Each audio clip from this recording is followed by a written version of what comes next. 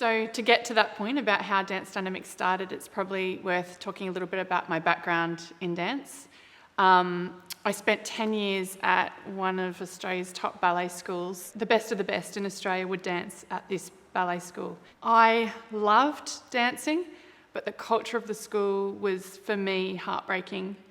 It was a lot of fear. The teaching methods were archaic, and unfortunately back then was sort of a norm.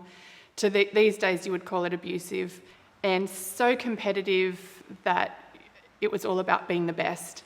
Over time, my love for dance started to fade, and it became more about pleasing others. I was doing lots of competitions. By the age of 10, I had 8 solo routines. The culture of the school really did affect me mentally long term.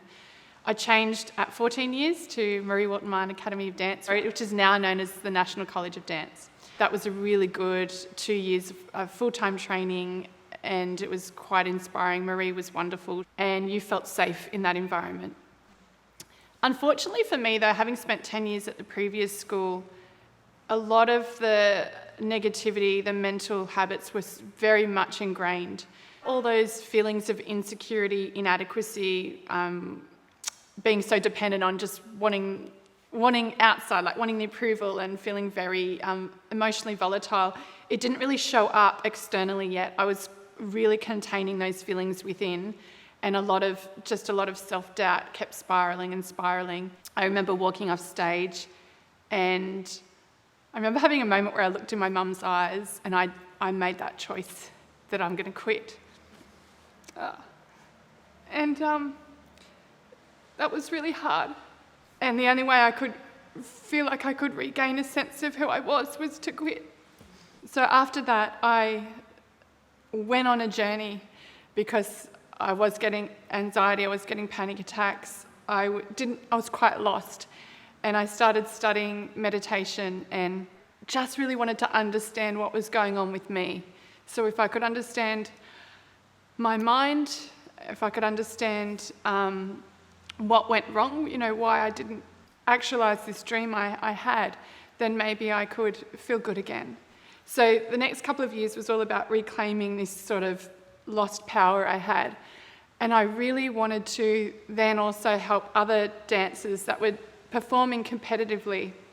I approached my teacher, Marie Walton, and I said to her, I think it would be a great idea if the full-timers could learn some meditation, just something where they can tune in and find that sense of connection and know that no matter what the outcome of their performance is, they're okay.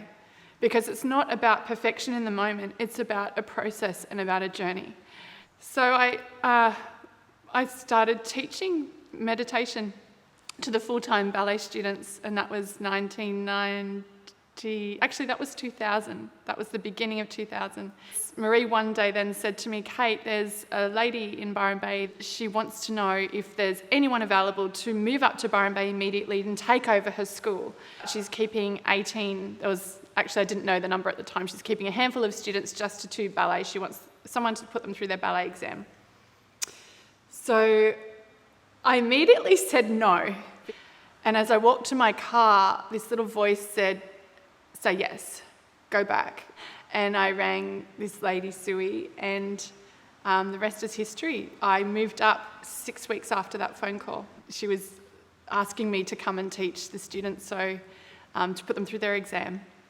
So I did that. I met them. I fell in love with them straight away. They're beautiful, beautiful girls. And I remember all of them to this day. When I moved up, my mum and dad paid my first 6 weeks' rent. They paid the bond. They gave me a bed, a fridge, a TV, and they said to me, that's it. You've got to make this work. Politely said, don't ask us for money. This is it now, And so at 19 years old, not only was I getting my qualifications, putting myself through the study, starting a dance school from scratch pretty much, living by myself, and I had to somehow work out how to make enough money to survive. The first concert at the end of 2000 was at the Presbyterian Church Hall in Bangalore, and I was petrified, absolutely petrified, to the point where I was vomiting out the back, and my dad said something quite poignant to pull me out, and he was firm, and he looked at me and he said, "You need to stop. You need to pull yourself together, because this isn't about you anymore. This is about your students." And it zapped me back in, and it was something that I use to this day, even with the students when they're nervous about going on stage. Now I will say to them, it's great that you're nervous because it means you care in your art form, and that's beautiful. Now remember though, this isn't about you. As a performer, you're being of service to your audience. And as a teacher, we're being of service to our students. So it felt so important to me to create a school that was about a space where students could know themselves, be themselves, and then express themselves. I think a really important part of teaching, it's so important to overcome your own issues and to not project them onto the kids, and to honour the next generation of children. Teaching from the heart, and you can still be firm. Like, you can be firm, fair and friendly, and firm is not mean. Firm is having really nice, clean boundaries so children have that space to thrive, and that is really important. And that's been such an essential part of Dance Dynamics and of my experience of wanting children to thrive in the industry. And also, not all of them are going to do anything with dance. Majority don't. And that's the thing. We're not necessarily trying to create dancers. We're helping kids build their self-esteem and become healthy adults. And those that those that love dance enough, and we want to provide excellent training here, we always have, so that they do, if they want to take their dancing to the next level, they've got that opportunity to do that. I feel like we have nailed it, to be able to have a school that is inclusive, that does have the personal development side of it, but then also creates the success story for those that want the career. And the big thing is, it's to create an environment where students are intrinsically motivated. They're not motivated because I'm telling them they have to do something or else. They're motivated because they want to do it from within. And I actually could. There's a part of me that could keep doing this forever because I love the kids, and yeah. But I felt like it was time for me to explore other dreams that I do have. And so to do that, I knew I had to let go of this one. It was opportune. It was bizarre, Amy, the new owner, being in the position she was in, and knowing and seeing her work and seeing the beauty of her soul and who she is, and had that hunch that she can actually step into this without feeling like it's all going to collapse. She can step into this and take it to a new level.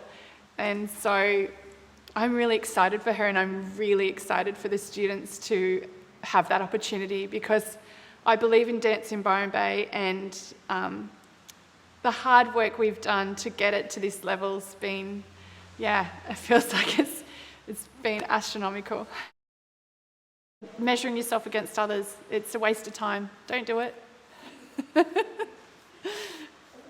And you got this. You got this.